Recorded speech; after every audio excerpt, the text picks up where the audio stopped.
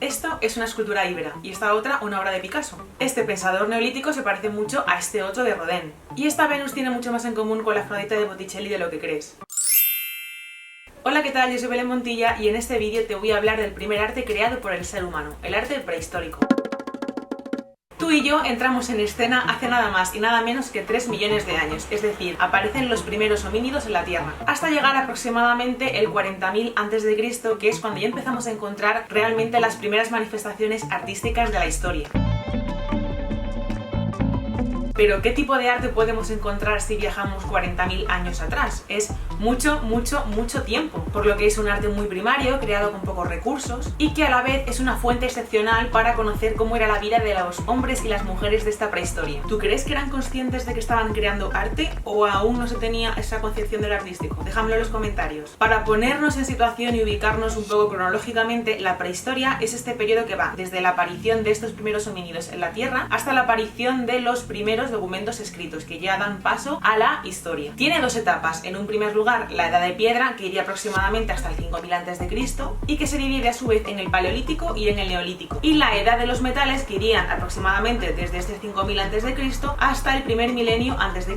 y que a su vez se divide en la Edad del Cobre, la Edad del Bronce y la Edad del Hierro. En el Paleolítico o Antigua Edad de Piedra encontramos principalmente dos tipologías de manifestaciones artísticas, que son el arte mueble y las pinturas rupestres. Los hombres y las mujeres se organizaban en tribus, eran muy dependientes del clima y cazaban y recolectaban lo que podían, o sea que no les daba la vida para más. Dentro de esta vida nómada y tribal surgirán las primeras creencias mágico-religiosas y también encontraremos los primeros enterramientos. En el Paleolítico superior, la llegada de las glaciaciones provocó la necesidad de refugiarse en cuevas. En este periodo se desarrollará el llamado Homo sapiens sapiens, es decir, nosotros. Fabricará piezas del llamado arte mueble, como la llamada Venus de Willendorf, que se llama de Willendorf porque se encontró allí, en Austria. Las Venus son pequeñas estatuas, son estatuillas en las que se refleja la idea de fertilidad con la intención de fomentarla esculpiendo mujeres pues muy voluptuosas, con los senos muy desarrollados y con el vientre bastante amplio, lo que nos hace interpretar que estarían embarazadas. O la Venus de Brasenpoid, de la que solamente se conserva la cabeza y que está considerada una de las representaciones más antiguas del rostro humano. Este tipo de arte mueble también lo conforman piezas como conchas, huesos, piedras decoradas o modificadas por el ser humano con fines prácticos o también estéticos. Se puede decir que el ser humano tiene conciencia de sí mismo, busca representar todo lo que le rodea y fabricar herramientas que le faciliten la vida. El hombre león del yacimiento de Stadel, con una antigüedad de 40.000 años, posiblemente sea la primera representación de un ser fantástico de toda la historia. De hecho, no se encontró ni siquiera entera, sino en 200 fragmentos aproximadamente que se fueron pegando hasta conformar la figura que ahora mismo podemos ver. Es una pieza muy especial porque es la primera evidencia que tenemos o la fuente más importante para demostrar que el ser humano de la prehistoria era capaz de representar cosas de su imaginación, cosas que no veía en la naturaleza y que no podía copiar como tal. Otra pieza también muy interesante es el propulsor de Masdazil. Los propulsores son piezas normalmente decoradas que se colocaban al final de la lanza para empujarla y que tuviese más velocidad y más fuerza. Tú piensas el tipo de animal que cazaban, o sea, no podían cazar con un palito ahí y tirarlo, o sea, eso no llegaba a ningún sitio. Tenían que tener pues elementos que les ayudasen a poder cazar animales de grandes dimensiones y sobre todo animales veloces. Este propulsor de Masdazil representa a una cierva dando a luz, está tallada en asta de reno y a nivel técnico vemos ya un gran detallismo, un perfeccionamiento de la técnica, además de representar un tema que nos da a entender que la persona que lo talló pues tenía cierta sensibilidad artística. Algo similar ocurre en otro propulsor en el que vemos a un bisonte que se está lamiendo el lomo y se gira sobre sí mismo, que también está tallado en asta de reno y ya vemos esa dificultad de recrear al animal girándose sobre sí mismo, esa dificultad anatómica que se resuelve muy bien por las dimensiones y la forma de la pieza y cómo el artista utiliza su forma y volumen original para recrear a este animal y hacerlo más realista. Como vemos, son elementos que tienen una finalidad, que tienen un uso práctico, pero a la vez también se preocupan por la estética de esos elementos y se decoran con temáticas relacionadas con su uso. La gran mayoría de pinturas rupestres que hemos encontrado tienen que ver con el reflejo de la realidad de este ser humano primitivo y reflejan animales como bisontes, caballos, también al propio ser humano. Se cree que los representaban como un medio mágico para facilitar su caza. Los más antiguos están grabados de forma simple en la piedra, a veces aprovechando los volúmenes de la propia piedra para recrear ese volumen del animal. Y también les aplicarán color, y tú te preguntarás, ¿y de dónde sacaban los pigmentos? Pues en general a partir de materiales minerales, animales, vegetales como la mica, el caolín, el óxido de hierro, materia orgánica quemada para conseguir el negro. Por ejemplo, la madera tú la quemas y obtienes ese pigmento en un negruzco. Otro tipo de pintura rupestre es la estampación de manos tanto en positivo como en negativo, o bien untando la mano en pigmento y colocándola o apoyándola sobre la roca, o bien colocando la mano limpia sobre la roca y soplando pigmento alrededor de ella. O sea, el hombre o la mujer de la prehistoria tiene conciencia de sí mismo y busca transferir o proyectar su mano sobre una superficie. En el Neolítico o la nueva edad de piedra encontraremos pintura, escultura, pero sobre todo arquitectura megalítica. La agricultura y la ganadería se fueron extendiendo y la población se hizo más sedentaria. En esta nueva sociedad agrupada en poblados surgen la religión y el culto a los muertos. Con el tiempo, esta revolución agraria traerá el nacimiento de las primeras civilizaciones, la aparición de la escritura y por tanto el comienzo de la historia.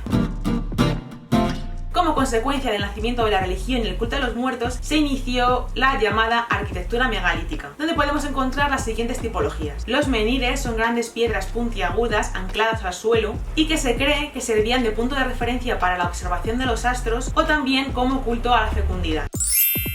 De los más altos que se han encontrado son el menhir de Champ-Dolet de 10 metros o el menhir de Herrera, que actualmente está partido pero que originalmente medía 20 metros de altura. Los dólmenes eran tumbas que posteriormente se desarrollarán hacia la llamada tumba de corredor, que básicamente son como un dolmen, o sea una cámara funeraria, pero precedida de un pasillo. Los cromlechs, lo he dicho bien, consistían en agrupaciones de menhires colocados en círculo, probablemente en relación con la astrología, y también las llamadas alineaciones de menhires, que podían llegar hasta 2 kilómetros de longitud. No está muy claro si en la última fase del Paleolítico o a principios del Neolítico se desarrolla en la península ibérica la llamada Escuela Levantina de pinturas rupestres. En general están realizadas a los bordes de las cuevas donde entra la luz natural y representan hechos de la vida del hombre y la mujer del Neolítico a través de figuras humanas esquemáticas, escenas de caza pero que no representan el entorno, luchas de guerreros, danzas, etc. En la etapa final del Neolítico y ya casi la entrada a la edad del cobre, a la de los metales, encontramos estatuillas propias de las culturas como la de Vinca, Lengiel o Amangia, que son culturas centroeuropeas que nacen alrededor del área del Danubio y de las actuales Rumanía, Bulgaria y países cercanos. La edad del bronce surge alrededor del 2000 a.C., una vez que ya hemos dominado el uso del cobre. Abarcó hasta el 800 a.C. y coincide con las culturas de Egipto y Mesopotamia. Durante este periodo también siguieron realizándose las construcciones megalíticas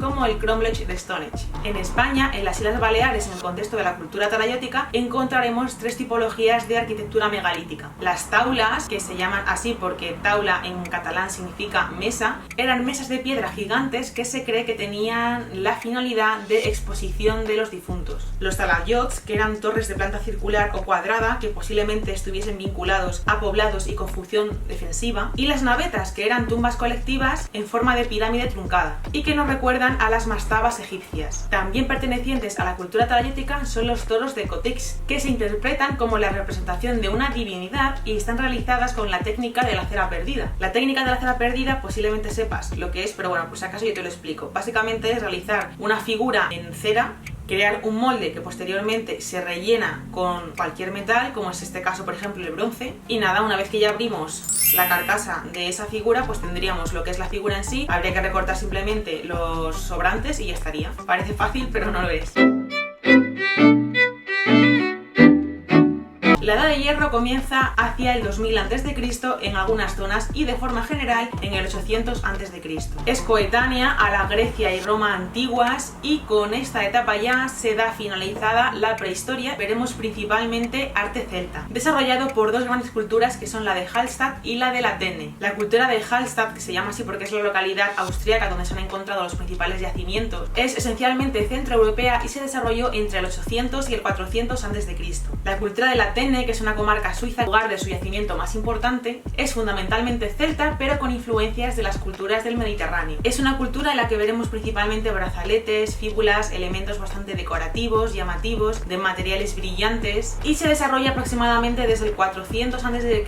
hasta el nacimiento de nuestra era. En la península ibérica habría como 2 partes: el área atlántica o de la cultura celta de la península y el área mediterránea o de influencia greco-púnica. En esta zona encontramos la cultura íbera y obras tan importantes como La Dama de Elche del siglo aproximadamente V o IV a.C., donde vemos a una mujer de rasgos idealizados y ricamente ataviada. Realmente no se sabe a ciencia cierta quién fue, pero se interpreta como una dama de la aristocracia íbera, que originalmente estaba policromada y los ojos los tenía rellenos con pasta vítrea. Se cree que era una urna cineraria o con algún tipo de función funeraria. Algo similar ocurre con La Dama de Baza del siglo IV a.C., que es una obra bastante singular por la decoración y los elementos que la acompañan, como ese sillón alado, la tipología y la decoración de las piezas cerámicas y metálicas del ajuar que la acompaña, y en general parece una mujer de la aristocracia íbera, pero en el fondo es como una diosa. Otra pieza también muy interesante es la bicha de Balazote del siglo 60 a.C., que representa a un animal con cuerpo de toro y cabeza humana. La cabeza está esculpida en un bloque separado del cuerpo, en el que tendría una función de protector y guardián de la tumba. O por último, los toros de Guisando, que son del siglo IV a.C.,